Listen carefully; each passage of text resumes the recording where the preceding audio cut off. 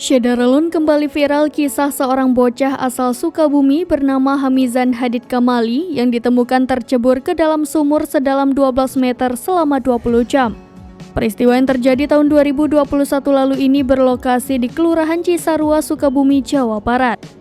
Hamizan pun dilaporkan hilang oleh keluarganya usai tak ditemukan kabar keberadaannya hingga malam hari, setelah sebelumnya tampak bermain layang-layang dan membuntuti pengamen ondel-ondel.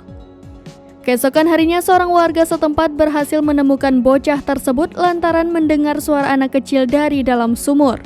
Anehnya, sumur tua itu masih dalam keadaan tertutup seng sehingga tidak ditemukan jejak bekas Hamizan terperosok menurut kesaksian warga tersebut. Bocah 5 tahun itu kemudian dievakuasi oleh warga dan petugas BPBD setempat. Meski ditemukan dalam keadaan selamat, Hamizan diketahui mengalami patah tulang pada bagian kaki.